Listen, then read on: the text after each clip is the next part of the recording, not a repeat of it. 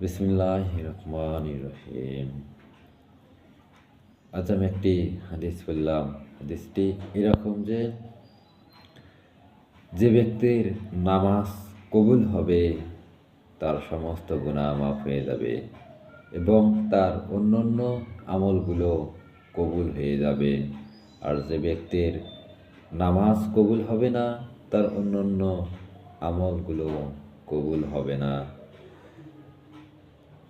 এখানে এই হাদিসটিতে নামাজকে তিনটি অংশে বিভক্ত করেছেন। রাসূল সাল্লাল্লাহু আলাইহি সাল্লাম বলেছেন, নামাজের তিনটি অংশ আছে। নামাজের তিনটি অংশ আছে। এই তিন অংশকে বিশুদ্ধভাবে আদায় করা দ্বারা নামাজের পুরো সওয়াব লাভ করা যায়। অর্থাৎ তিনটি অংশ যদি সহি শুদ্ধভাবে আদায় করা যায় তাহলে নামাজ কি হয়?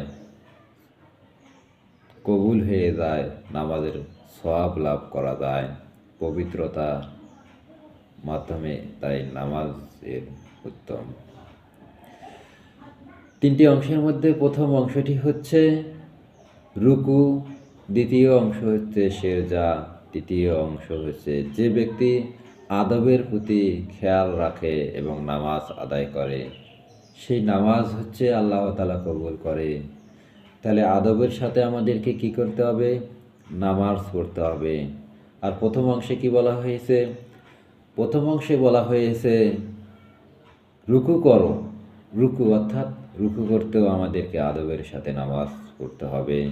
সিজদা করতেও আমাদেরকে আদবের সাথে সিজদা করতে হবে। যদি আমরা নামাজের সম্পূর্ণ বিষয়গুলো পরিপূর্ণভাবে না মানি তাহলে আমাদের নামাজ কবুল হবে না। নামাজ কবুল হবে না। আর নামাজ কবুল না হলে আমাদের অন্য ইবাদতগুলো কবুল হবে না। তাই আমাদেরকে নামাজের মধ্যে খুশুর সাথে নামাজ পড়তে হবে। নামাজ একটি উত্তম ইবাদত। এই ইবাদতের মাধ্যমে আল্লাহ তাআলার কাছে আমরা দাঁড়াই। আমাদেরকে মনে করতে হবে যে আমরা আমাদের জীবনের শেষ নামাজে আমরা দাঁড়িয়েছি। এই নামাজে আমরা আল্লাহ তাআলাকে দেখতে পাই। অথবা আমাদেরকে ভাবতে হবে যে আমরা যদি আল্লাহ তাআলাকে না দেখতে পাই, আল্লাহ তাআলা আমাদেরকে দেখছেন।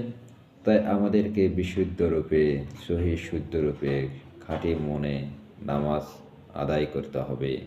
শুধু লোক দেখানোর জন্য নামাজ পড়লে হবে না। আল্লাহ তাআলার ভয়ের জন্য আমাদেরকে নামাজ পড়তে হবে। সওয়াবের আশায় নামাজ পড়তে হবে। আদবের সহিত নামাজ পড়তে হবে। নামাজ একটি উত্তম ইবাদত।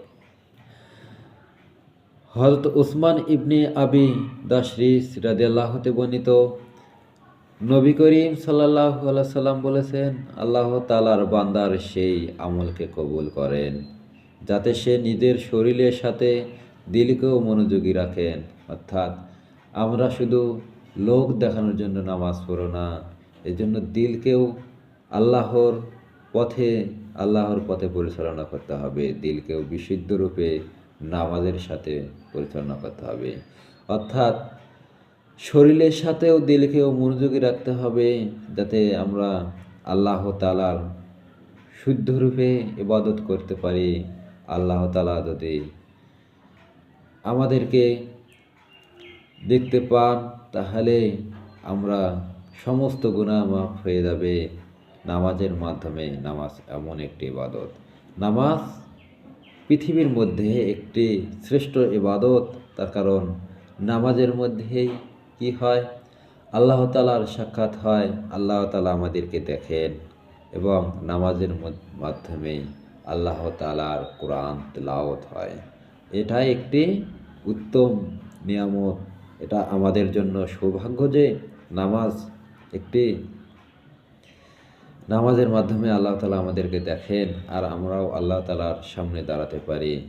এটা আমাদেরকে সৌভাগ্য, যা আমাদেরকে দিল ও মনের, শরীরের সাথে দিলকেও মনোযোগী রেখে নামাজ পড়তে হবে। এটা উত্তম ইবাদত।